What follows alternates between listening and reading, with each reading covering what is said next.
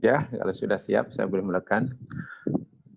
Alhamdulillah, salatu wassalamu ala rasulillah, wa ala alihi wa ashabihi wa mawalah. Rabbi syrah li sadri wa yassir li amri, wahlul 'uqdatam min lisani yafqahu qawli. Amma ba'.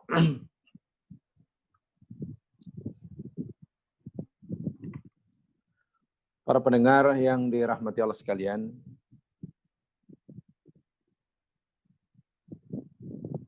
alhamdulillah kita dapat bersua semula untuk meneruskan pengajian kita bertajuk Arti Kehidupan.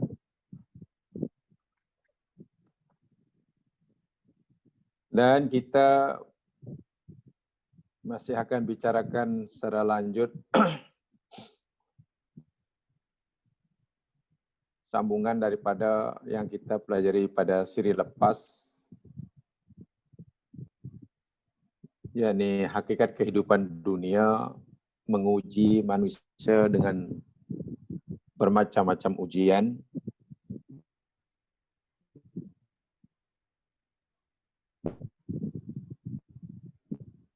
Ayat yang kita akan pelajari sama hari ini, ayat telah kita mulakan penjelasannya pada siri lepas, yakni muka surat 16, ayat yang ke-6. Boleh lihat muka surat 16, ayat yang ke-6, ayat paling atas sekali.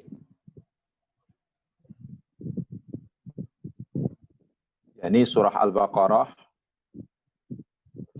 ayat 155 dan 156.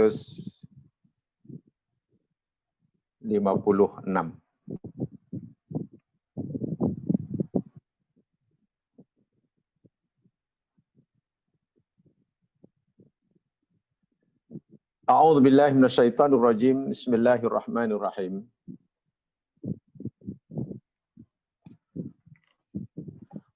وَلَنَبْلُوَنَّكُمْ بِشَيْءٍ مِّنَ الْخَوْفِ وَالْجُوعِ وَنَقْصٍ مِّنَ الْأَمْوَالِ وَالْأَنفُسِ وَالثَّمَرَاتِ وَبَشِّرِ الصَّابِرِينَ الَّذِينَ إِذَا أَصَابَتْهُم مُّصِيبَةٌ قَالُوا إِنَّا لِلَّهِ وَإِنَّا إِلَيْهِ رَاجِعُونَ.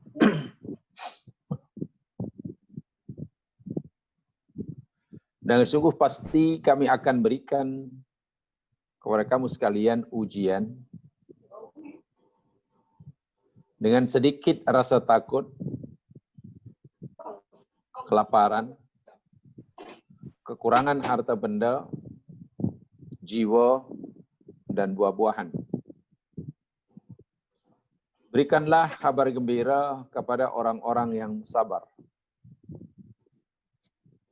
yakni orang-orang yang apabila ditimpa musibah, mereka akan berkata, Inna lillah wa inna ilaihi raji'un. Sesungguhnya kita semua adalah milik Allah, di bawah kuasa Allah, dan sesungguhnya semua kita adalah akan kembali kepadanya. Pada siri lepas, setelah telah saya jelaskan, yakni ujian pertama dalam ayat ini, al-khauf. Ini pertama, telah kita pelajari sama. Hanya perlu saya ingatkan, bahwa ujian yang Allah senaraikan di dalam ayat ini, yakni ujian dunia, musibatud dunia, bukan musibatud din.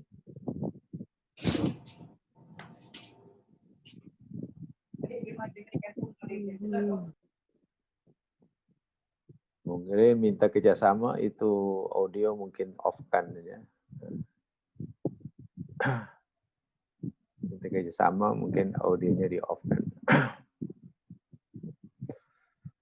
Saya ulangi, ujian yang Allah senaraikan di dalam ayat ini semuanya yakni ujian dunia, musibatuddin. No, it's the problem is. Boleh, aduh. Mungkin off kan dia punya audio. Dah Ustaz, saya dah buat dah.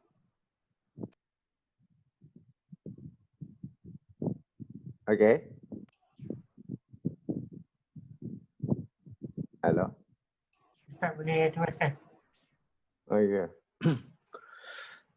Saya ulangi, ujian yang Allah senaraikan di dalam ayat ini semuanya yakni musibatud dunia. Bukan musibatuddin.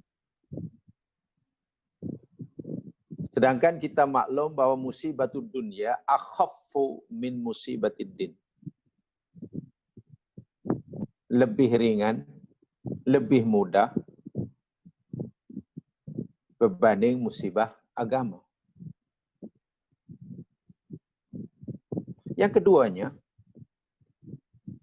musibatud dunia itu merupakan satu kepastian daripada Allah Subhanahu wa taala. Sehingga tidak ada seorang pun di dunia ini semasa hayatnya yang tidak pernah tertimpa musibah dunia. Tidak pernah. Karena ini sudah menjadi ketetapan Allah. Bukan pilihan kita. Berbeza dengan musibatuddin, musibah agama. Musibah agama itu pilihan kita. Pilihan kita. Dan kita bertanggung jawab sepenuhnya. Musibah agama secara umum yakni meninggalkan suruhan, melanggar larangan. Itu musibah agama. Bila orang itu meninggalkan suruhan Allah atau melanggar larangan Allah, maknanya orang itu tertimpa musibah agamanya. Dan ini pilihan kita. Mau buat apa yang Allah suruh atau kita meninggalkannya. Mau melanggar apa yang Allah tegah atau kita melakukan pulang. Itu bezanya. Yang musibah agama, musibah dunia, kita tak boleh pilih. Itu ketetapan Allah. Satu keniscayaan. Kepastian.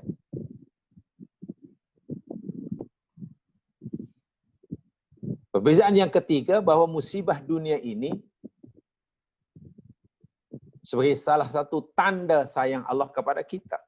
Apalagi yang tertimpa orang mukmin. Sebab dengan musibah dunia, orang mukmin ada dua peluang. Pertama, jika ia sabar, maksud saya, pertama, dosanya akan diampunkan. Atau mungkin yang kedua, darjah makomnya akan dinaikkan.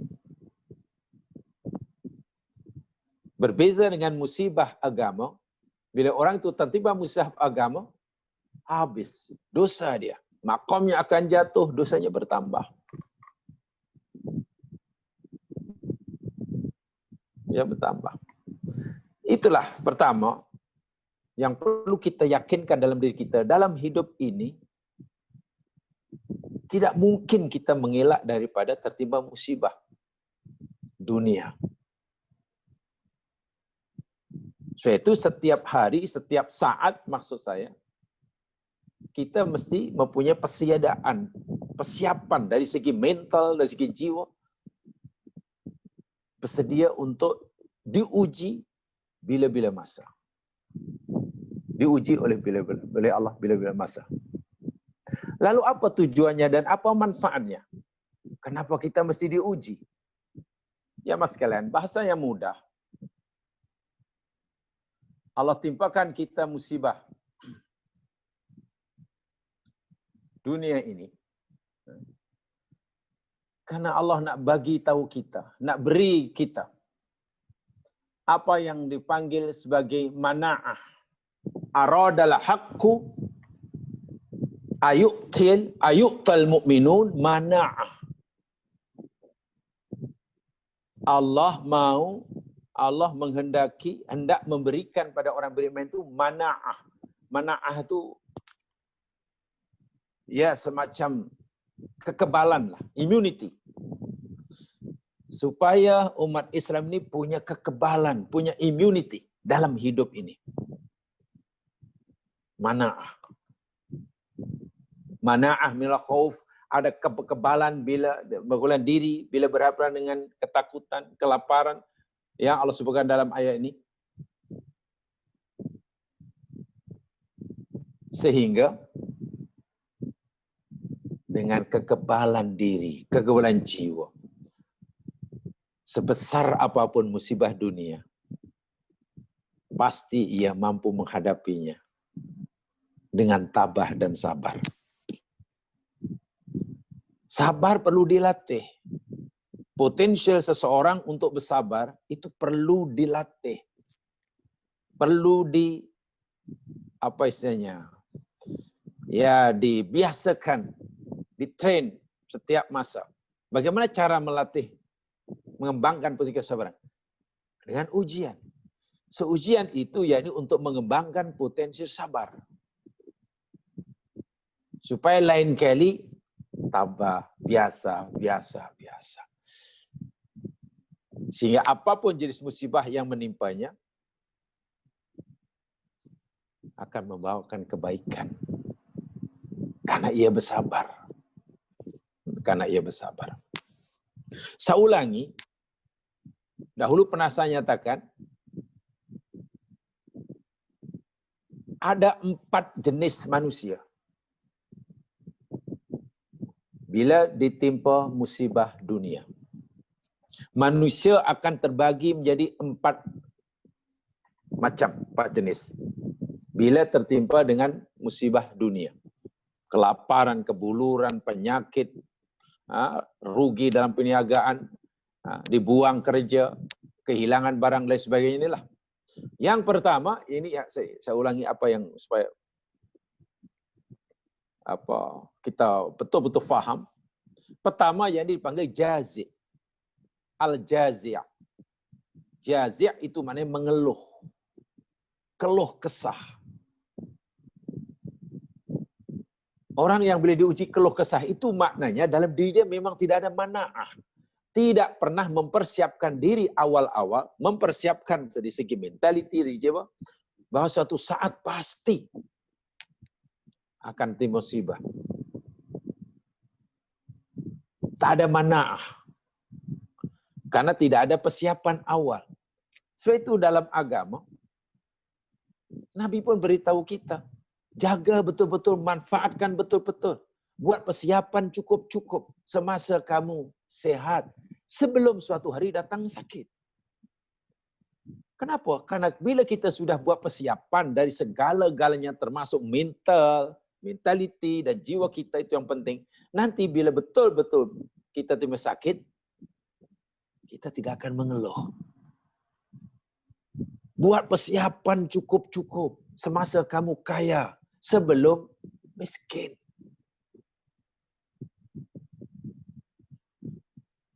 Buat persiapan betul-betul, bersiap sedia semasa kamu masih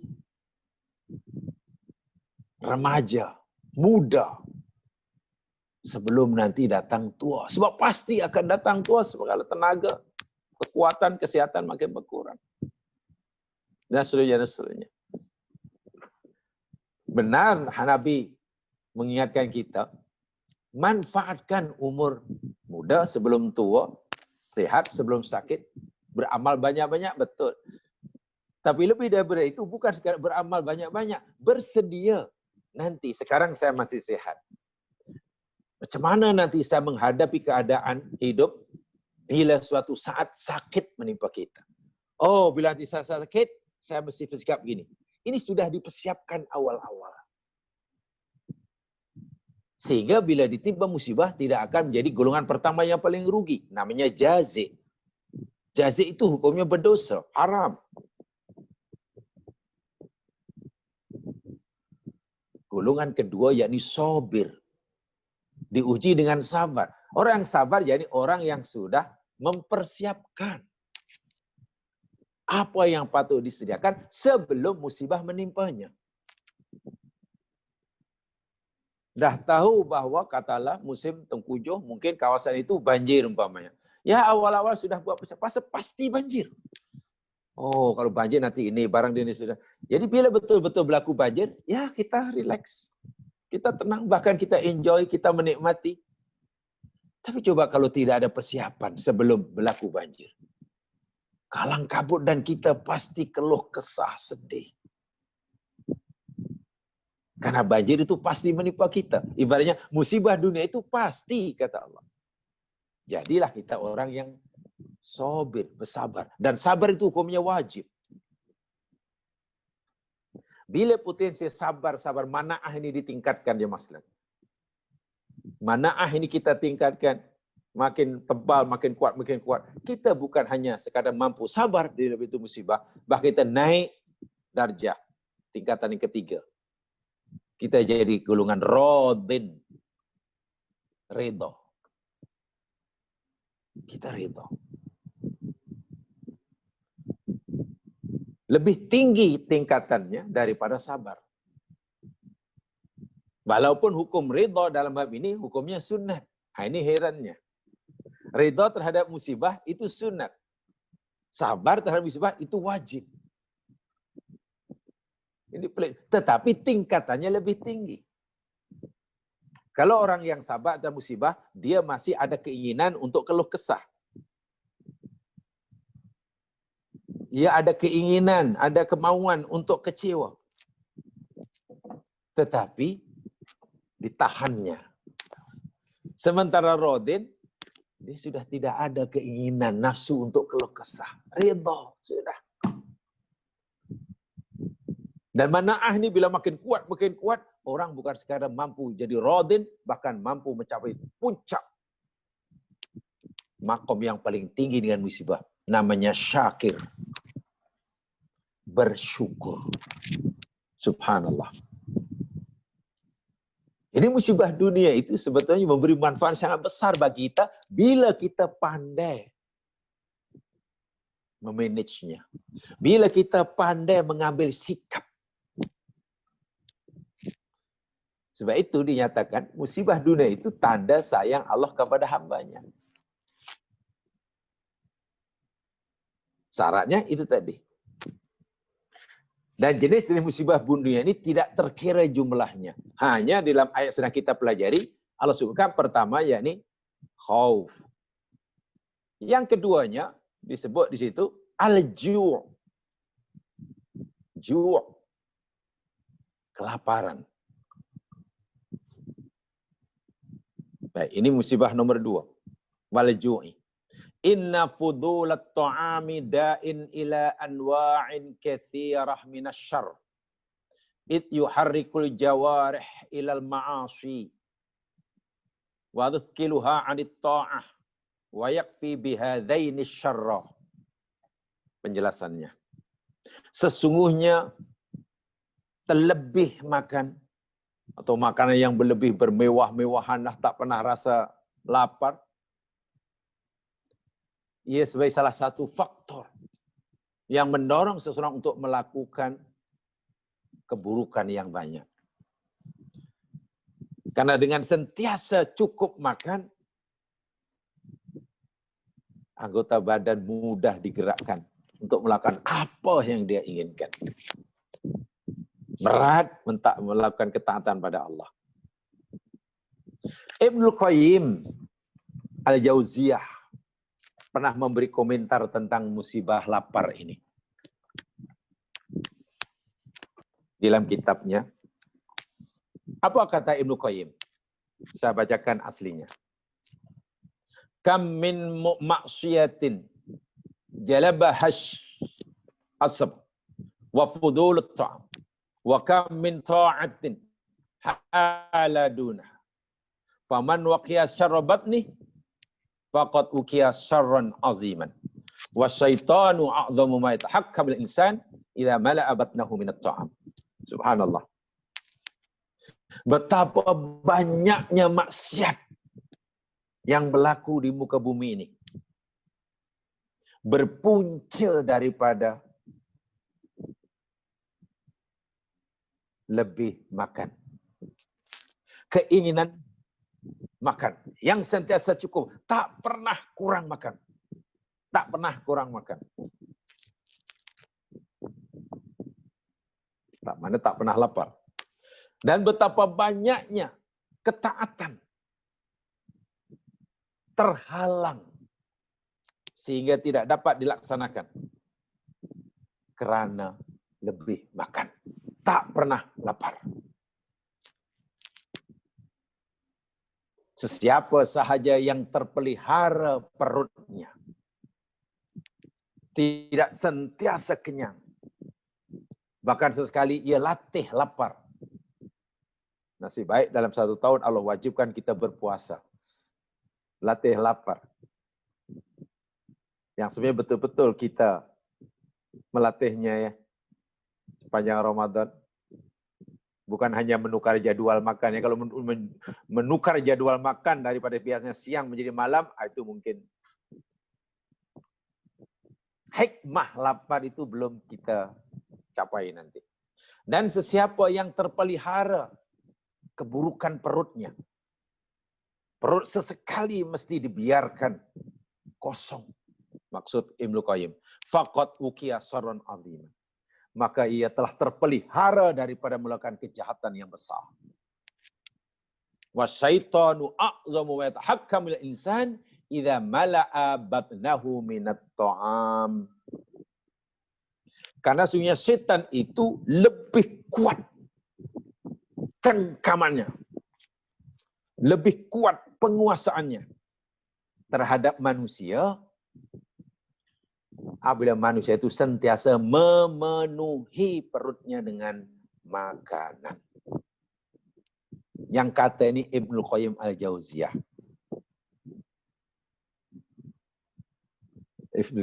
Kalau kita tidak diuji oleh Allah dengan kelaparan, katalah kebuduran karena kurang makan, karena kemarau panjang atau apa sajalah, ya kita sendiri kena timpakan ujian lapar itu pada diri kita sendiri sebab kita ada mana'ah. Puasa umpamanya, kurangi selera makan umpamanya. Jika saya kata tadi, dalam keadaan kita yang senang lenang, makan cukup, segala-galanya cukup, alhamdulillah kita tak pernah diuji kelaparan umpamanya. Ya kita sendirilah yang mengujikan, menimpakan ujian lapar kepada diri kita sendiri. Bagaimana caranya? Dengan berpuasa. Dengan mengurangi makanan, walaupun makanan tersedia. Itu luar biasa hikmahnya. Keinginan makan ada, selera makan ada, makanan tersedia. Tapi kita lawan. Kita memilih untuk lapar. Walhal makanan ada, selera ada, maka segala-galanya ada. Ini kata Ibnu Qayyim akan menjaga kita, memberi kita daripada keburukan yang banyak, akan melemahkan cengkaman setan terhadap diri kita. So, lapar ini mempunyai hikmah yang sangat besar. Walau dhallal insan nafsahu bil ju' dzika bihi majaris syaitan. Dan jika seorang insan itu menghinakan dirinya dengan berlapar. Kan bila lapar pasti kita merasa lemah, merasa tak berdaya. Ya, jalan pun mungkin menjadi perlahan, percakapan pun makin kurang. Maklum lapar. Ia akan menyempitkan laluan setan di dalam tubuh kita. La'anat li ta'atillah, dan memudahkan kita untuk mentaati Allah Subhanahu wa taala. Walam tasluk sabilal batar wat tughyan, dan orang tidak tergerak hati untuk bersikap sombong dan melampaui batas. Saya kata nak cakap pun pasti berkurang kalau orang lapar. Keinginan untuk berjalan pun pasti mulai berdapat kita redam bila kita berlapar. Ya, namanya lapar. Dan lain sebagainya, dan lain sebagainya. Inna a'zamal muhlikat libni Adam syahwatul batni. Karena sesungguhnya pemusnah terbesar anak Adam, perkara yang boleh memusnahkan, menghancurkan anak Adam adalah syahwatu batni. Syahwat perut. Syahwat perut. Ingat, maksiat pertama yang dilakukan oleh manusia ciptaan Allah, yakni karena kegagalannya mengawal nafsu makan. Dan akibat kegagalan inilah Adam akhirnya disuruh turun oleh Allah daripada surga. Disuruh turun oleh Allah daripada surga. Min daril qarar, daripada tempat yang selesa, yang segala keperluan telah tersedia tanpa perlu berusaha mencarinya, ila dari dhilli wal iftiqar, ke tempat hina, susah payah, berhajat, terpaksa mencari apa yang diperlukan. Sebelumnya, di surga Adam tidak perlu bekerja, tidak perlu mencari apa yang diperlukan, karena sudah tersedia. Tentulah waktu itu keinginan ada, kemudahan ada, dan Allah uji, yang ini jangan. Tapi Adam rupanya kalah mengawal nafsunya, apalagi iblis memang menunggu peluang. Akhirnya turun di suratul kabul dan bekerja. Wal batnu ala tahqiqi yambu'u syahawat wa mabatul adwa wal afat. Dan perut itu pada dasarnya, jemaah sekalian, punya potensial ia menjadi sumber nafsu, tempat munculnya pelbagai penyakit dan pembinasa. Luar biasa Ibnu Qayyim menguraikannya. Imam ikutan kita yang membimbing kita untuk mengenali agama, mengenali sunnah, Nabi Muhammad bin Idris As-Syafi'i rahimahullah. Imam As-Syafi'i pernah berkata, ma sabi'tu mundu sitti asyrati sanah li'anna saba' yathkulul badan wa yuthkil qalb. Sungguh aku tidak pernah merasa kenyang selama 16 tahun. Bukan Imam Syafi'i tak pernah makan. Bukan Imam Syafi'i tidak ada bekalan makanan. Bukan tak ada selera makan. Selera makan ada. Bahan makanan ada. Tapi Imam Syafi'i kata, selama 16 tahun aku tidak pernah merasa kenyang. Artinya, dia makan tapi hanya untuk mengurangi rasa lapar, bukan untuk kenyang. Apa alasan Imam Syafi'i, seorang ulama yang punya nama besar dan jasa besar kepada agama Islam ini? Li'anna sab'a yuthkilul badan wa yuthkil qalb. Karena kenyang itu akan membuat badan menjadi lemah dan hati menjadi keras. Wa yuzizul fatana wa yajlibun naum. Ia akan menghilangkan kecerdasan akal pikiran dan akan menyebabkan orang sering mengantuk. Wa yut'ibu sahibahu 'anil ibadah. Akhirnya seseorang itu akan menjadi lemah untuk melakukan ibadah. Imam Ali lebih dahsyat mengingatkan kita.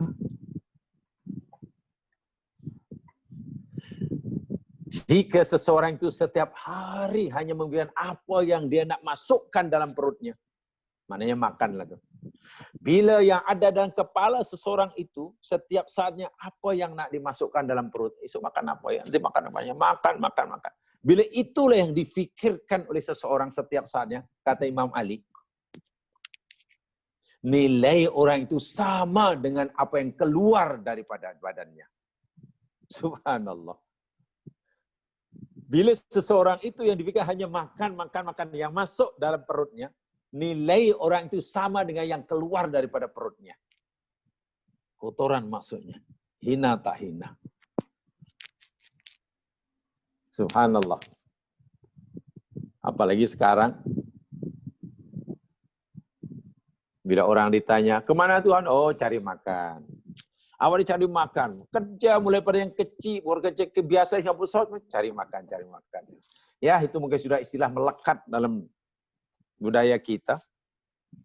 Sia makan seakan-akan menjadi tujuan hidup.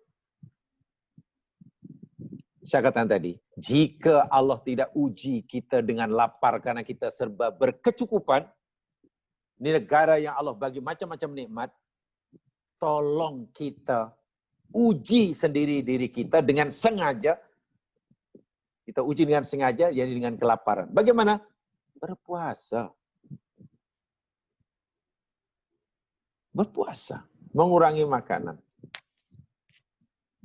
Itu ujian. Kita ini bertuah ya mas sekalian. Rasulullah SAW sendiri seorang kekasih Allah. Orang yang paling disayangi oleh Allah, paling mengerti Allah. Itu pun pernah ditimpa ujian kelaparan ini. Pernah. Betul-betul kelaparan di Madinah waktu itu. Kekurangan bahan makanan. Menimpa hampir semua orang Madinah, tak terkecuali Nabi. Bagaimana seorang Nabi, seorang kasih Allah, tidak punya bahan makanan. Ya ini dijelaskan dalam hadis Muslim. Saya bacakan hadisnya. Bagaimana sikap Nabi? Apa yang diajar oleh Nabi kepada kita? Bila diuji dengan kelaparan oleh Allah Subhanahu wa taala. Bukan kelaparan kemauan kita ya. Kalau puasa itu kan lapar karena kemauan kita. Ini yang betul-betul menimpa kita. Katalah ya mungkin krisis ekonomi yang berpanjangan. Ya. Kata pertumbuhan ekonomi minus katalah dalam beberapa tahun. Wah, saya ingat simpanan banyak pun akan habis. Kalau yang punya simpanan pula akan habis karena income tidak ada, bagaimana pula yang tidak punya simpanan? Dan keadaan begitu umpamanya. Tanaman tidak tumbuh karena kemarau panjang. Daripada Abi Hurairah radhiyallahu anhu, dia berkata, kharaja Rasulullah sallallahu alaihi wasallam data yaumin adzalillah. Pada suatu hari, pada suatu malam, Rasulullah sallallahu alaihi wasallam keluar disertai oleh Abu Bakar dan Umar. Keduanya adalah pak mertua. Nabi dengan kedua pak mertuanya Abu Bakar dan Umar radhiyallahu anhuma, dia keluar. Faqala, lalu Nabi bertanya kepada dua sahabatnya nih, ma akhrajakuma min buyutikuma hadhis sa'ah. Nabi kata, mengapalah kamu berdua keluar dari rumah malam-malam seperti ini? Kenapa kamu berdua Abu Bakar dan Umar keluar rumah malam-malam seperti ini? Qala, Abu Bakar dan Umar menjawab, alju ya Rasulullah, alju. Kami kelaparan ya Rasulullah. Kami lapar ya Rasulullah, di rumah tak ada makanan, kami keluar. Umar pun kata, kami keluar karena lapar ya Rasulullah. Qala, lalu Nabi kata, wa ana, ya, aku pun keluar karena lapar. Ini dalam hadis Muslim ini. Kami lapar. Ketiga manusia mulia ini, seorang Nabi, dua orang sahabat yang sangat mulia dijamin masuk surga, kelaparan. Bukan puasa ya. Tidak ada makanan. Tak tahu sudah berapa hari tidak makan. Kalau setakat satu hari tak makan, insya Allah belum lapar. Dan Abu Bakar pasti tahanlah kalau hanya sehari semalam. Tak tahu ini sudah berapa hari, tidak cukup dalam hadis itu. Nabi kata, ya aku pun lapar juga. Sebab itu aku keluar malam ini. Walladzi nafsi biyadih. La akhrajanil ladzi akhrajakuma. Demi Allah. Zat yang jiwaku berada di genggaman tangannya. Sungguh laparlah yang telah mengeluarkan, yang menjadikan kita, aku dan kamu berdua keluar daripada rumah. Sama kalau begitu. Penyebabnya sama, lapar. Kumu. Kalau itu marilah, mari. Mari kita cari ikhtiar. Faqamu ma'ahu, apalagi 3 orang mulia atau seorang nabi dan 2 sahabat yang mulia ini akhirnya jalan. Mari kita jalanlah cari ikhtiar. Fa'ata rajulan minal ansor fa'idha huwa laisa fi baitihi. Nabi pun pergi jalan diikuti oleh 2 sahabatnya. Tiba-tiba akhirnya jumpa di rumah seorang ansor. Sahabat ansor. Tetapi ansor ini tidak berada di rumahnya waktu itu. Datang ke rumah ansor, tapi tuan rumahnya Sri Ansor tidak ada. Falamma ra'athul mar'ah, maka tatkala istri sahabat Ansor melihat Nabi dan 2 sahabat mulianya di luar, kata istri Ansor yang tak ada tadi, marhaban wa ahlan. Marhaban wa ahlan wa sahlan. Mari. Sila. Dialu-alukan kedatangannya. Faqala laha Rasul sallallahu alaihi wasallam, lalu Nabi tanyalah kepada perempuan tadi. Aina fulan? Di mana suamimu, wahai puan? Qalat dhahaba yasta'dhibu lana minal ma'. Oh, suamiku ya Rasulullah SAW, ya. Suamiku yakni sedang keluar mengambil air.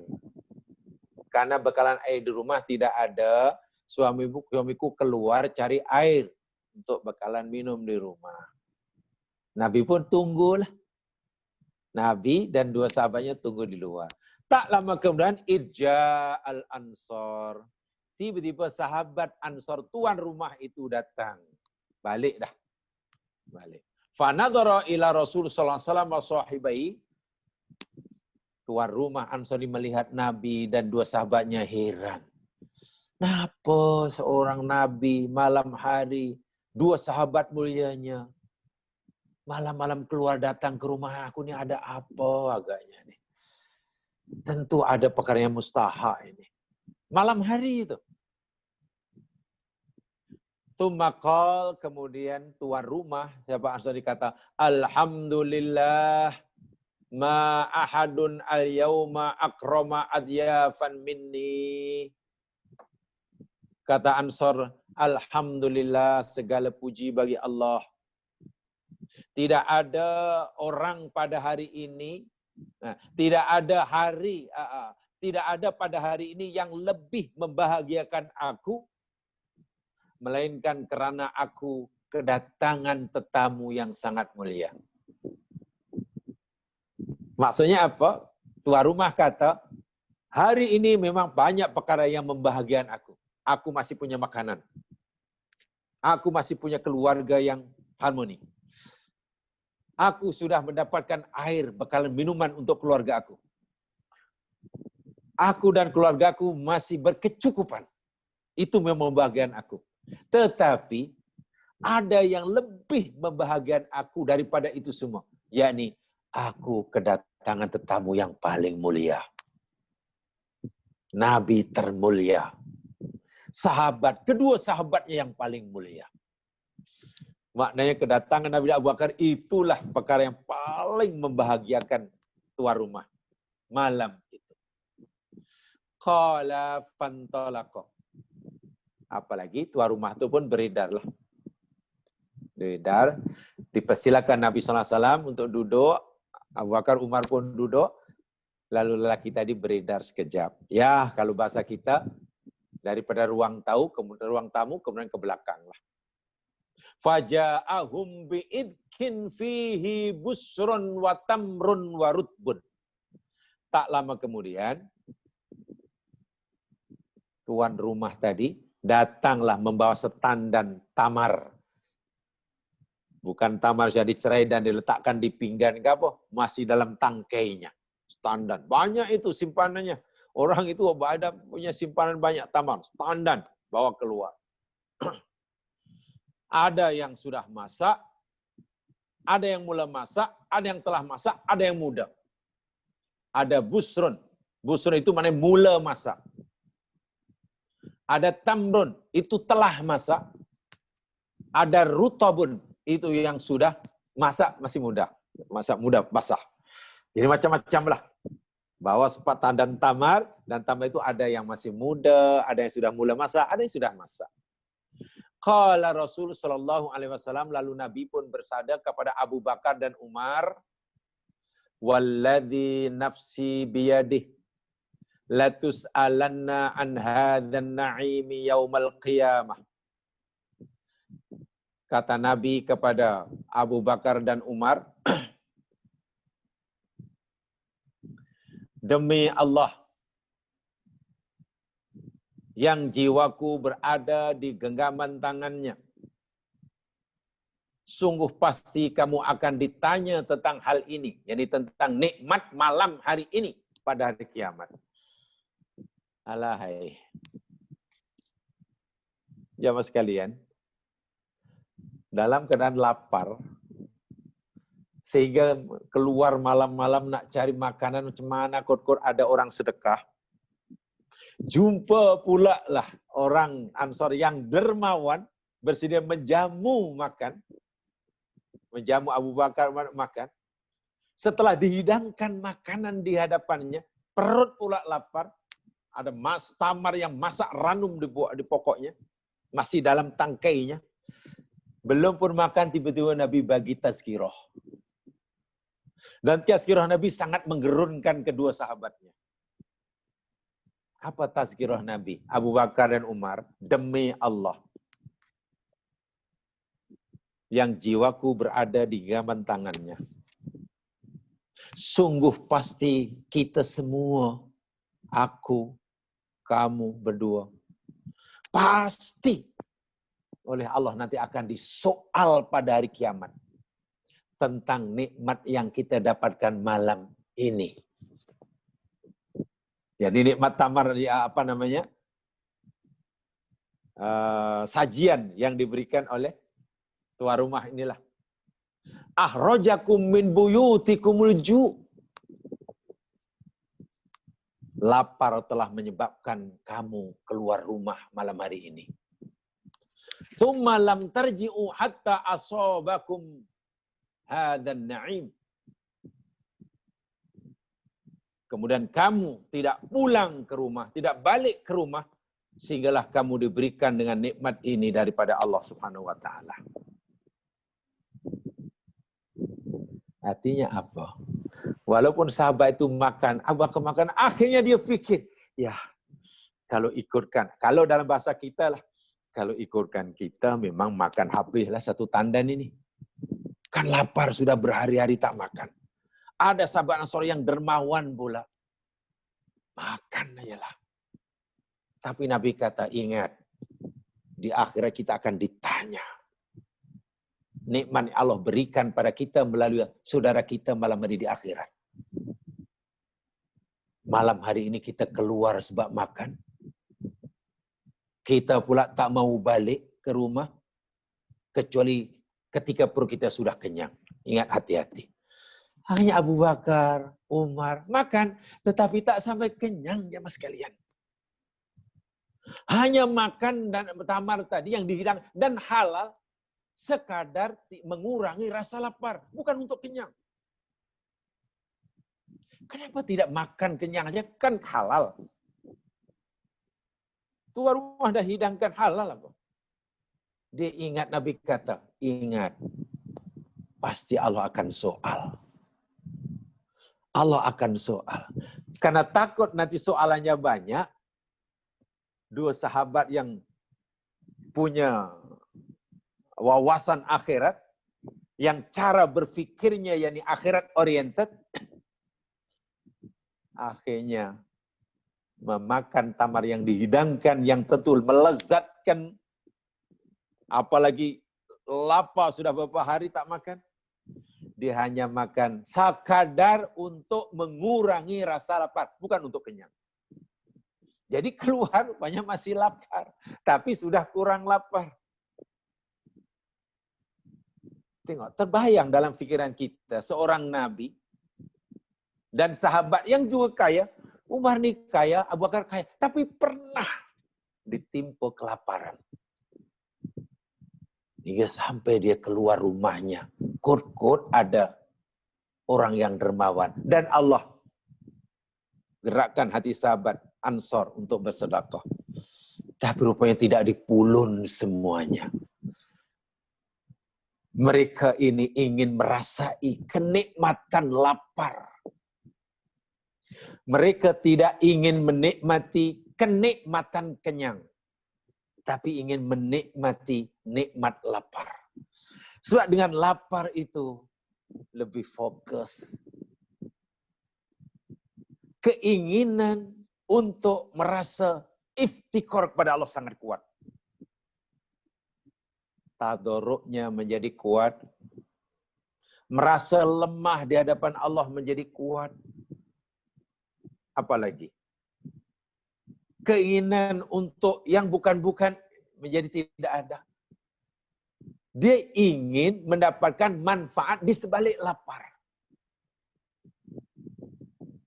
Daripada ingin mendapatkan kenikmatan kenyang. Ini adalah Rasul, pernah menimpa Rasulullah. Ini pernah menimpa Abu Bakar, menimpa Umar. Lihat dalam Sahih Muslim. Ada itu. Nomor hadisnya 2028. So, rasa lapar juga menyebabkan Rasulullah SAW pun keluar rumah.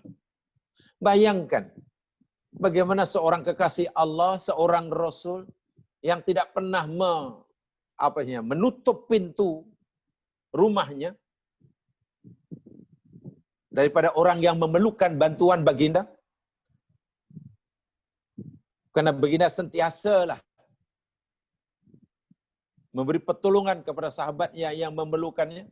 Namun dalam keadaan baginda lapar, yang sebenarnya perlukan pertolongan, tapi tidak disedari oleh seorang pun daripada sahabatnya. Pernah pikir?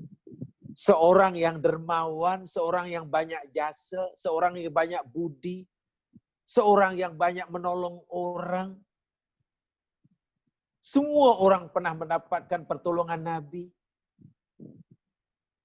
Tiba-tiba ketika Nabi dalam keadaan ini sangat-sangat susah, tak ada seorang pun yang perasan kesusahan Nabi.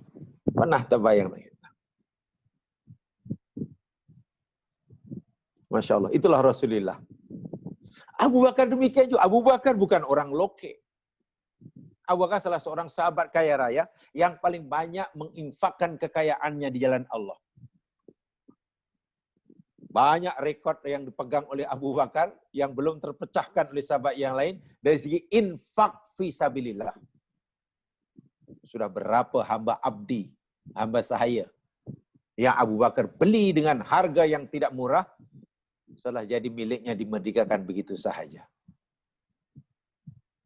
Orang yang kaya, tapi selepas jadi khalifah, tak sampai lebih kurang 2 tahun, ketika meninggal tidak meninggalkan pusaka. Itu Abu Bakar. Jasanya, budinya kepada sahabat lain, tidak perlu dipertikai.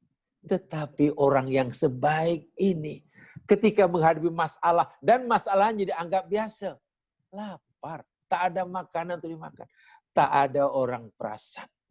Allahu Akbar. Tak disedari oleh sesiapapun. Ini bagi saya luar biasa kisah ini. Kita tidak tahu kita mampu atau tidak mencontohi sunnah Nabi, sunnah sahabat yang seperti ini. Ya, kita wajib berusahalah sedaya upaya kita. Kan hadis seperti ini, mengamalkan contoh sunnah Nabi seperti di zaman sekarang. Luar biasa susahnya. Sebab itu ganjaran yang Allah sediakan sangat tinggi. Apa tidaknya, semasa senang, ia begitu rajin membantu orang. Suka memberi. Tapi ketika dia susah, sanggup menahan dirinya, sanggup bersabar, sehingga orang lain yang pernah termakan budi daripadanya pun tidak seorang pun yang menyadarinya. Dan dia tidak kecewa. Dia tidak mengeluh, apalah ini. Orang dah banyak aku tolong, ketika mereka susah, aku susah asal makan pun tak ada orang peduli. Dia tak akan kata begitu. Sebanyak apapun jasanya pada orang, dia tidak merasa orang lain wajib menolongnya ketika dia susah. Ini luar biasa ini. Dia hanya merasa wajib menolong orang susah ketika dia senang. Tapi dia tidak mewajibkan orang lain yang sedang senang menolong dirinya ketika ia susah. Mampu kita berbuat begitu? Inilah saudaraku, sunnah Nabi SAW berkaitan lapar yang luar biasa. Saya ulangi ya. Mungkin susah bahasa saya dipahami. Saya ulangi. Abu Bakar dan Umar, orang-orang kasih Allah ini, dia orang sangat rajin, bersemangat menolong orang yang susah. Yang tak ada makan, dibaginya makan, tak ada pekerjaan, dibagi pekerjaan, yang sakit, diziarnya, dirawatnya, yang susah, dihilangkan kesusahannya. Inilah sifat Nabi, inilah Abu Bakar, inilah Umar. Sehingga banyak orang yang tertolong melalui tangan tiga manusia mulia ini. Tapi ketika mereka susah, tak seorang pun orang yang ditolong ini tahu. Apa maknanya? Pengajarannya. Tiga orang ini mewajibkan dirinya menolong orang yang susah ketika dia senang.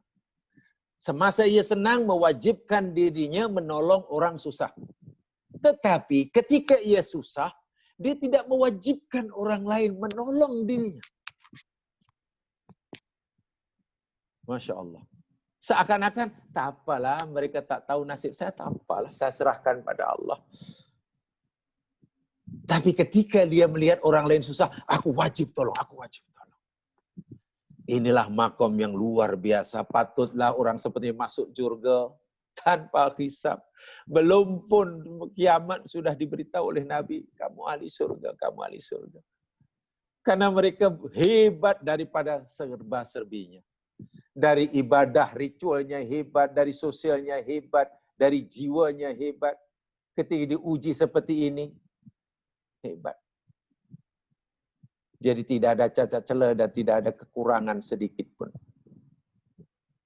Dia adalah orang-orang, mereka adalah orang-orang yang menjadi ikutan kita, yang di panutan kita.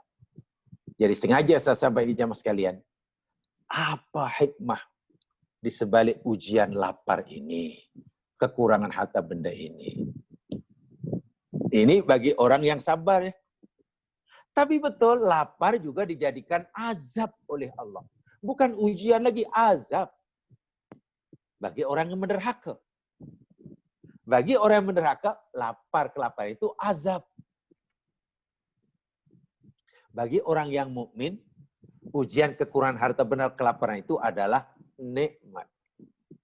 Dan Abu Bakar, Umar ingin menikmati ujian lapar. Buktinya tadi, setelah diingatkan oleh Nabi, segera dia ingat. Dia makan hidangan yang disuguhkan, bukan hingga kenyang. Karena Nabi kata, nanti kamu akan ditanya ya, kamu kalau rumah lapar, balik tak mau balik sebelum kenyang. Ingat, kamu akan disoal di akhirat. Akhirnya mereka berdua hanya makan sekadar untuk mengurangi rasa lapar. Mbak, saya kata tadi, apa rahasianya? Mereka berdua ingin menikmati nikmat di sebalik lapar, dan tidak ingin menikmati nikmat kenyang. Sebab menikmati nikmat di sebalik lapar, itu adalah agama. Itu adalah agama. Itu boleh meningkatkan makom. Sedangkan bila seseorang ingin menikmati nikmatnya kenyang, selepas lapar, itu nikmat dunia. Abu Bakar dan Umar inginkan yang di sana. Ketika ada pilihan seperti ini, ingin yang nanti, tak nak yang sekarang. Luar biasa sahabat ini. Ini sunnah Nabi, ini sunnah sahabat.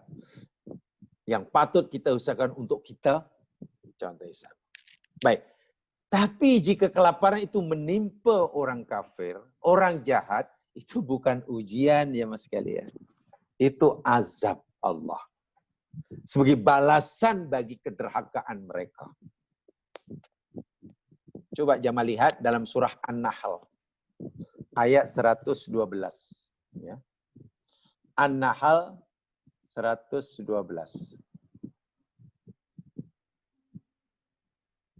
Surah 16 ya.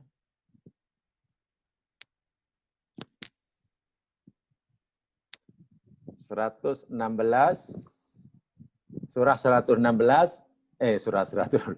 surah 16 ayat 112.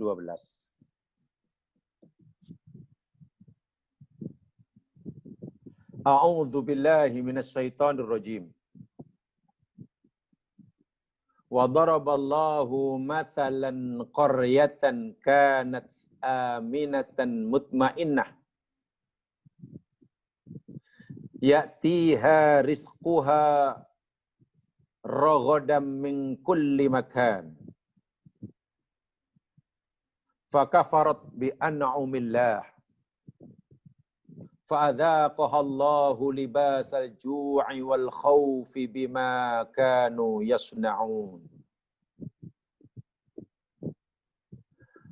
Wa daraba dan telah membuat wa daraballahu dan Allah telah membuat masalan perumpamaan. Qaryatan sebuah kampung negeri. Kampung ini aminatan kanat aminatan mutmainnah. Kampung yang aman, tentram, rakyatnya bahagia. Ya'tiha rizquha raghadan min kulli makan. Rezeki yang Allah berikan pada penduduk kampung itu datang melimpah-limpah dari segala penjuru, segala arah. Ya, bak kata langitnya menurunkan rezeki, buminya menurunkan rezeki, anginnya membawa rezeki, airnya, itulah min kulli makan. Mewah sungguh kampung itu, negeri itu. Tak ada orang susah. Malangnya fakafarat bi an'amillah, penduduk negeri itu kufur dengan nikmat yang Allah berikan. Akhirnya apa yang berlaku? Akibatnya fa'adzaqahallahu libasal ju'i wal khauf. Lalu Allah Subhanahu wa taala rasakan pada mereka atau Allah bagi mereka merasa libasal ju', pakaian kelaparan, wal khaufi dan ketakutan, bima kanu yasnaun, dengan sebab apa yang mereka perbuat. Ya, kebanyakan mufasir memahami Qaryah di sini yakni negeri Sabak. Yang dahulunya mewah. Tak ada orang susah di bawah pemerintahan Bulqis pada zaman Nabi Sulaiman. Lebih-lebih lagi ketika setelah Bulqis memeluk agama tauhid, lagi mewah. Sepeninggalan Bulqis, tukar generasi, tukar kota, dan akhirnya rakyatnya sudah jauh daripada agama. Menyalahgunakan kemakmuran. Menyalahgunakan nikmat. Akhirnya Allah tukar kesenangan hidup menjadi susah. Allah gambarkan dalam ini kesusahan yang menimpa mereka, libasal ju'. Pakaiannya saja pakaian kelaparan dan ketakutan. Sehingga kelaparan ketakutan ini tidak dapat terpisahkan daripada tubuh pada mereka, dari keadaan mereka setiap saat. Duduk lapar, berdiri lapar, berjalan lapar, tidur lapar, di rumah lapar, keluar lapar, takut dan sebagainya. Dah melekat karena Allah katakan libas. Libas itu pakaian. Kan pakaian tidak boleh tertanggal. Tak boleh ditanggal. Mesti berada melekat pada tubuh badan. Begitulah kelaparan dia.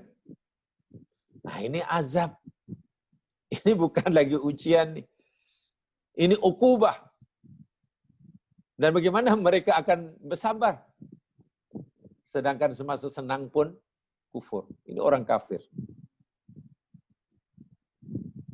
Kalau ada yang masih ingat, tapi sudah agak lama lah. Ya. Dulu mungkin ada yang antara jamaah yang pernah belajar Qalbun Salim. Saya pernah menyampaikan ketika dia bicara tentang sifat mahmudah, sabar dan syukur. Sabar dan syukur ini ya ibarat manusia nak terbang tuh. Jadi kena ada sabar syukur kanan kiri. Sayapnya. Kalau tidak sabar, syukur. Kalau tidak syukur, sabar. Orang yang boleh bersabar ketika ditimpa musibah, itu hanya mereka yang mampu bersyukur ketika dapat nikmat. Atau orang yang mampu bersyukur semasa diberi nikmat. Insya Allah nanti mampu bersabar ketika ditimpa musibah. Tidak mungkin orang tidak mensyukuri nikmat Allah semasa senang, mampu bersabar ketika musibah. Itu memang dah macam itulah. Jadi kalau kita ingin bersabar ketika berlaku musibah, bersyukurlah semasa kita senang. Syukuri. Mafhumnya, kalau kita katakanlah tak mampu bersabar dengan ujian, ini bermakna dahulu semasa senang kita belum mampu mensyukuri nikmat tersebut. Paham ya? Ini hikmah. Ini kebaikan. Di sebalik nikmat kelaparan. Baik, sekarang yang ketiga. Ujian ketiga yang pasti Allah akan timpakan dalam ayat ini. Wa naqsim minal amwal. Kekurangan harta benda. Naqsun itu kurang, minal amwal daripada harta benda. Al-malu ni'matun min ni'amillahi subhanahu wa ta'ala.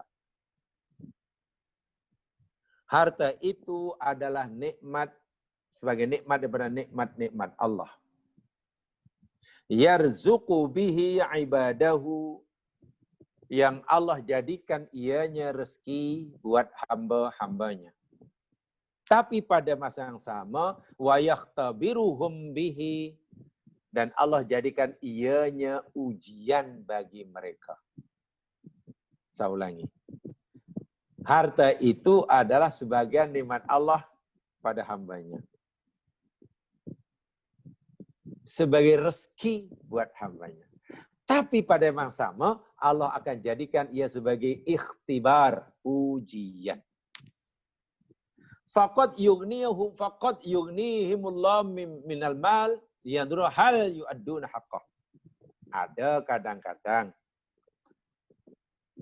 ada orang yang Allah beri kecukupan bahkan berlebihan dari segi harta benda.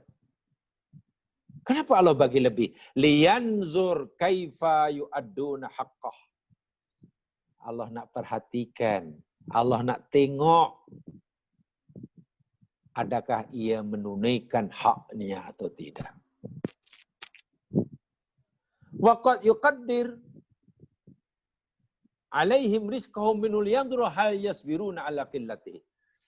Dan kadang-kadang sebagai yang lain Allah kurangi harta bendanya. Pun ada tujuannya. Karena Allah hendak memperhatikan, hendak mengetahui dia mampu bersabar atau tidak karena sedikitnya harta benda yang Allah berikan. Dzalikal mal alladzi saral musabbib ar-ra'is li sara'atin nas. Itulah harta yang menjadi faktor utama untuk menguji manusia berjaya atau tidak. Bagi yang diberi kelebihan, Allah uji. Di mana letak ujiannya? Allah nak tengok apa yang ada dibuat ya dengan yang lebih itu. Bagi yang dikurangi, diberikan sedikit, Allah pun nak uji. Sabar atau tidak ya? Bagaimana sikapnya ketika aku bagi dia sedikit? Bagaimana sikapnya ketika aku bagi lebih? Wal muhawar ahammu min musawwatim wa amdi wa amsida. Lakinnahu subhanahu wa ta'ala fi kulli dhalik. Tetapi Allah subhanahu wa ta'ala dalam semua itu, ketika Allah bagi yang ini lebih, bagi yang ini kurang, apa yang Allah kehendaki? Ayat ta'allaqu bihi wahdahu fir rizqi wan ni'ami wal ata'i wal fadli. Yang Allah maukan setiap A atau B yang dilebihkan di kurang rezeki ini sentiasa berta'alluq, menyandarkan dirinya, berpaut, bergantung dengan tali yang boleh menghubungkan dia dengan pemberinya. Oh, dari dia rupanya. Oh, milik dia rupa-rupanya. Oh, dia yang mengaturnya. Oh, aku dapat rupanya bukan ikut kemauan aku, tapi ikut kehendak dia. Oh, aku dapat rupanya ikut bila masanya diberikan oleh dia, bukan masanya diberikan oleh diri ini. Tak kiralah yang senang atau yang kaya, yang Allah maukan dari kedua-duanya, hendaklah sentiasa menjadi bahwa semuanya itu berlaku atas kehendaknya, diatur olehnya, ditentukan olehnya, masanya bila terpulang pada dia. Wa yuridu minhum ayaknau bi'ataihi. Dan setiap seorang yang ditetapkan hartanya banyak sikit itu hendaklah bersifat qanaah dan pemberiannya. Nanti saya jelaskan qanaah. Wa yardu biqadri wa qadai, dan ridho akan qadanya. Ridho akan qadanya. Baik, bagi yang dilebihkan, di sini tujuannya ayaqna'u bi atai. Hendaklah dia qanaah. Bagi yang dikurangi pemberian rezekinya, hartanya, hendaklah ia ridho. Karena bukan sekadar, biasanya bila Allah kurangi, bukan sekadar ia tidak mampu memenuhi keinginannya. Nak memenuhi keperluannya pun tak mampu. Itu kan dah teruk tuh. Hidup ini zaman sekarang, kalau sekadar tidak mampu memenuhi keinginan, itu biasa. Karena memang keinginan ini tak pernah puas. Nak itu tak dapat, nak itu tak mampu, nak itu biasalah. Yang lebih teruk itu ujian, bila kita diuji hingga peringkat tak mampu nak memenuhi keperluan. Nak makan pun tak ada. Nak tempat tinggal pun tak sempurna kalaupun ada. Nak itu pun, ini ujian. Bagi yang diuji ini, Allah kata sabar. Bagi yang dilebihkan, supaya qanaah. Qanaah di sinilah perlu dijelaskan. Karena mungkin qanaah itu nanti, ada orang kata, qanaah itu maknanya ridho dengan yang ada lah, tak payah cari yang lain. Ridho dengan yang ada, itu qanaah. Oke, mungkin ada yang berpikir begitu. Qanaah itu mesti kita terima apa adanya, tak payah memaksa diri mencari yang lainnya.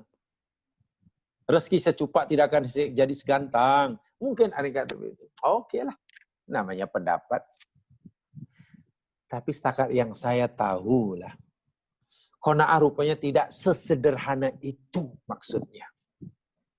Apatah lagi, menurut penjelasan ini, yang orang yang disuruh qanaah ini, orang yang diberi rezeki.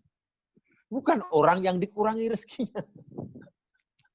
Bukan orang yang diberikan, yang dikurangi rezekinya. Orang yang dilebihkan hartanya. Harta yang Allah berikan sebetulnya boleh memenuhi keperluan hidupnya melebihi daripada jangka hayatnya. Subhanallah. Harta yang Allah anugerahkan kepadanya melebihi daripada keperluan yang diperlukan olehnya selama jangka hayatnya. Katalah jangka hayatnya tinggal 10 tahun umpamalah. Umpama jangka hayatnya tinggal 10 tahun lagi. Dia 10 tahun. Dan setiap tahunnya, katalah setiap tahunnya. Setiap tahunnya, ini katalah untuk seorang ya, untuk seorang katalah. Setiap tahunnya katalah dia perlu berapa? Okeylah, setiap tahunnya dia perlu pokoknya RM15,000. Setiap tahunnya RM15,000. Jadi kalau 10 tahun, jangka hayat tinggal 10 tahun, mana perlu RM150,000. Tetapi wangnya ada 15 juta. Kan tengok tu, Allah bagi hartanya melebihi daripada keperluannya, melebihi daripada jangka hayatnya. Itu kalau jangka hayatnya 10 tahun. Kalau jangka hayatnya tinggal 1 tahun, okeylah, dalam 1 tahun biaya kos hidup untuk dia seorang saja 15,000. Tapi hartanya 15 juta. Pertanyaannya, apa rahasia di sebalik Allah memberikan harta melebihi daripada keperluan orang itu? Kalau itu berlaku pada diri kita, coba kita tanya diri kita. Ya Allah, apa sebetulnya tujuan engkau bagi hamba-Mu ini, harta benda, yang melebihi daripada keperluan yang hamba-Mu perlukan sepanjang hayat. Bahkan hingga hamba-Mu nanti engkau panggil pun, harta yang kau berikan ini nampaknya tidak habis. Bahkan ramai orang hari ini jemaah sekalian, yang Allah bagi harta kekayaan, hingga mati jemaah sekalian, harta yang tidak pernah disentuh pun. Masa hidup merasa kurang berapa simpanannya. Kalau perlu ditambah lagi simpanan tiap bulan. Tambah lagi simpanan. Masih kurang, kurang lagi. Masa hidup masih kurang. Tapi begitu meninggal, tak disentuh pun simpanannya. Tak digunakan, apalagi digunakan, tengok pun tak pernah. Pertanyaan, lalu untuk apa Allah bagi kita lebih? Nah, ini yang perlu saya sampaikan. Kalau Allah bagi kurang, jelas supaya bersabar. Supaya dapat menikmati kebaikan bersabar. Tadi sudah dijelaskan, karena kurang harta. Itu sudah jelas itu. Hikmahnya sabar. Dengan sabar nanti akan naik makomnya. Dengan sabar nanti akan dihapuskan dosanya. Tapi maksudnya bagi yang Allah lebihkan. Contohnya kita lah. Saya yakin semua jamaah pasti diberikan oleh Allah kekayaan hari ini. Kalau kita buat kira-kira lah. Kadar dan jumlahnya pasti melebihi daripada keperluan yang kita perlukan hingga kita menemui ajal kita. Pertanyaannya. Coba kita tanya. Ya Allah. Kenapa engkau bagi lebih? Hamba-Mu sebenarnya hanya perlu 10, kenapa engkau bagi sampai 30?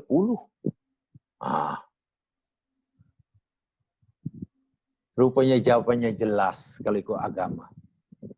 Supaya kita qanaah. Qanaah inilah jemaah sekalian yang kadang-kadang kurang difahami dengan baik. Qanaah ini kaitannya yakni kepada orang yang dilebihkan kekayaannya. Qanaah itu begini. Ada masa lagi ya? Ada masa lagi ya? Halo? Halo, ada masa? Saya tak ada dekat jam. Ada. Ada 10 minit lagi, Ustaz. Sorry? Ada 10 minit lagi. Okey. Baik. Qanaah itu secara ringkasnya begini. Ini sebenarnya ada, ini boleh lihat dalam tafsir surah Ad-Duha ya. Boleh dilihat dalam tafsir surah Ad-Duha. Kalau mungkin pernah mendengar saran tafsir surah Ad-Duha, jumpalah tu. Wa wajadaka ailan fa'aghna. Itu. Wa wajadaka ailan fa'aghna. Dari tafsir itu kalau kita uraikan secara detail, kita akan jumpa istilah qanaah. Qanaah itu begini, saya pernah formulakan dahulu, 3M. Itu qanaah. Masa kita tidak punya, masa kita punya sedikit, sehingga memenuhi keperluan pun tak ada.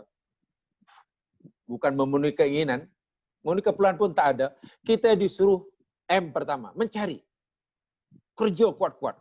Kerja, mencari banyak-banyak. Maklum karena kita serba kekurangan. Usahalah, carilah. Bekerja dengan rajin. Setelah berusaha mencari, M tu mencari, akhirnya kita dapat memiliki. Dah mendapatkan. Kita dapat apa kita cari, sekarang menjadi milik kita. Memiliki. Wah, kita sudah dapat banyak ini. Lalu kita tengok apa yang Allah anugerahkan pada diri kita. Ya Allah, tempoh hari hamba-Mu ini tidak punya apa-apa. Nak memenuhi keperluan pun hamba-Mu tak mampu. Karena hamba-Mu ini berusaha dengan rajin dan gigih, ya Allah, maka Engkau beri anugerah pada hamba-Mu hari ini. Hamba-Mu telah memiliki segala-galanya. Tapi ya Allah, kenapa Engkau bagi melebihi daripada apa yang hamba-Mu perlukan? Hamba-Mu perlukan 10 saja ya Allah. Kenapa Engkau bagi 15? Nah kan lebih itu. Kita tiba-tiba setelah kita memiliki, kita dapat mengesan, dapat melihat bahwa apa yang dalam diri kita ini melebihi daripada keperluan kita. Nah, apa ya Allah lebihkan? Bila kita melihat akan adanya kelebihan yang ada dalam diri kita, maka jatuh M ketiga. Namanya memberi. Yang lebih itu kita beri. Bila yang 5 kita berikan, tinggal 10 cukup untuk keperluan kita. Kita guna lagi, ya namanya digunakan, akan kuranglah dari 10 menjadi 8, 8 jadi 5, sekarang jadi 4, jadi kurang lagi. Nak memenuhi keperluan, susah lagi, cari lagi. Cari, akhirnya dapat lagi. Sekali dapat, memiliki pula, ya Allah, hamba-Mu hanya perlu 15 tahun ini. Kenapa Engkau bagi sampai 21, ya Allah?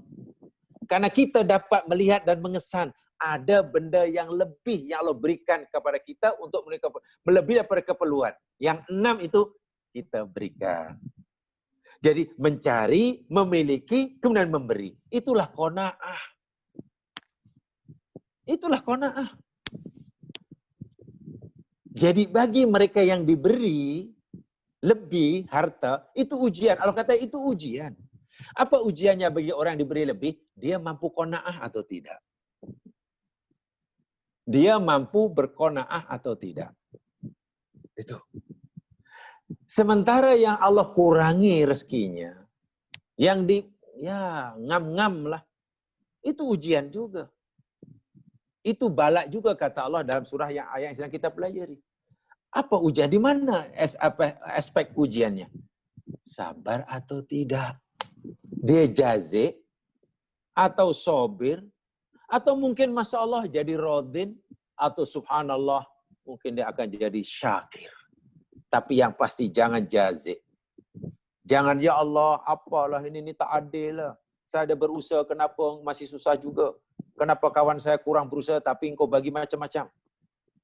Di mana salahku? Bukankah apa yang kau perintah aku dah buat? Bukankah apa yang kau larang aku tegak, aku dah tinggal? Bukankah aku dah berikan apa yang kamu nak? Kenapa pula sekarang engkau tak bagi apa yang aku nak? Wah, ini sudah tidak sabar itu. Sudah mulai menyalahkan Allah.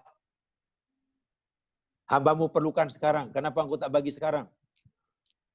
Seakan-akan kita ada kuasa untuk menentukan apa yang berhak yang Allah mesti beri pada kita. Siapa kita hendak mengatur Allah Subhanahu wa taala? Maha suci Allah untuk diatur oleh sesiapa. Siapa kita untuk mengatur menentukan, ya Allah, engkau mesti tunaikan hajatku ini jam sekian, tanggal sekian. Siapa kita menentukan harinya? Tugas kita bila diuji dengan kurang, naqsu bil awal, sabar. Bagi mereka yang diuji dengan kelebihan, lebih harta, qanaah. Ingat, qanaah jangan disalah artikan. Qanaah itu Allah ujian bagi orang yang punya kelebihan. Kedua-duanya adalah perintah agama. Siapa yang beruntung? Yang kayakah atau yang miskin? Yang untung bukan pasal kaya atau miskinnya. Banyak harta atau kurangnya harta. Yang untung yakni siapa yang mampu bersabar bila diuji dengan kurang harta, naqsu bil amal, dan yang qanaah ketika diberi kelebihan harta benda. Tak kira terpulang pada Allah, Allah yang akan memilihkan ujian apa bagi kita. Sama ada ujian Allah berikan pada kita ini berupa kelebihan harta benda, lebih harta, atau kurang harta. Itu kerja Allah. Itu Allah yang menentukan. Kita tidak boleh memilih.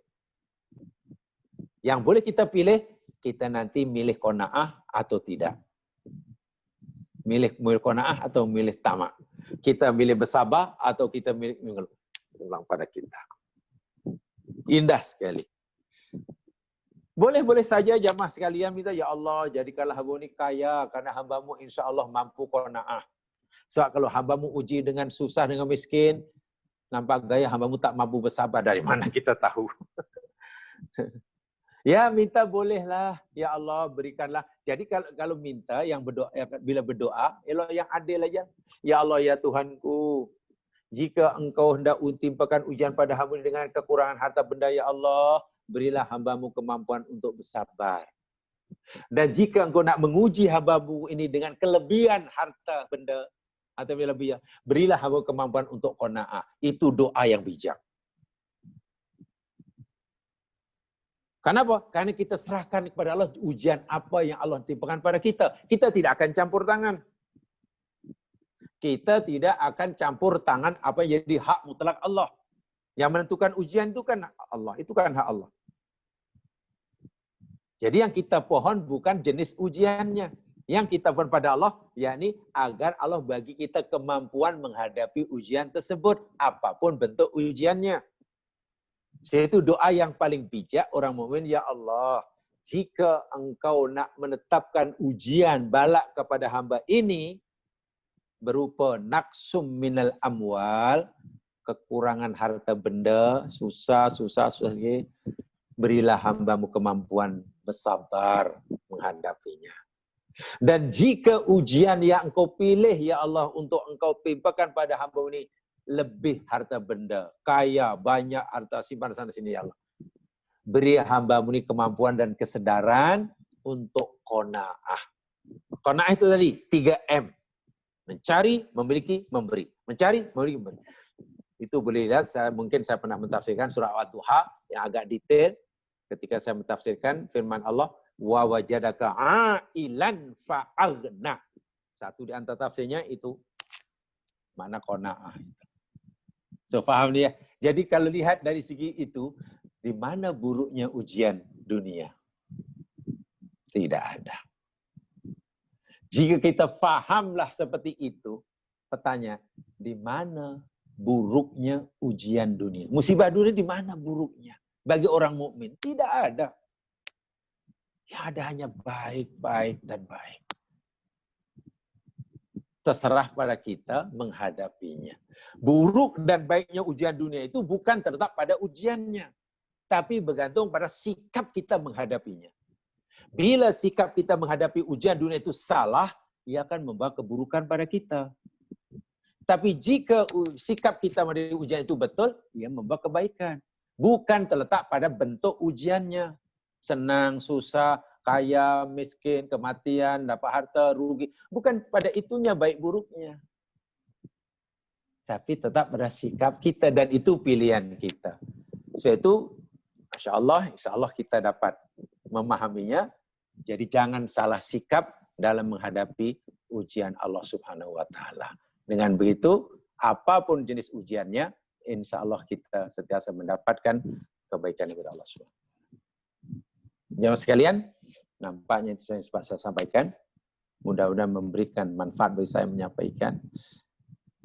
Lebih-lebih lagi hadis Muslim yang saya sampaikan tadi, kita nampaknya masih jauh ya punya sikap seperti itu, seperti mana Nabi Abu Bakar dan Umar. Tapi tidak mustahil kita berkewajiban sementara Allah masih bagi peluang. Mudah-mudahan Allah mudahkan segala usaha kita dan diridhoi segala amal kita. Kurang lebihnya mohon dimaafkan. Lain kesempatan insya Allah kita bersua semula. Kita tutup dengan tasbih kifarah. Subhanakallahumma wa bihamdika asyhadu an la ilaha illa anta astaghfiruka wa atubu ilaik. A'udzu billahi minasyaitonir rajim. Wal 'ashr. Innal insana lafi khusr illa alladziina aamanu wa 'amilus shalihaat wa tawassaw bil haqq wa tawassaw bis sabr. Assalamualaikum warahmatullahi wabarakatuh.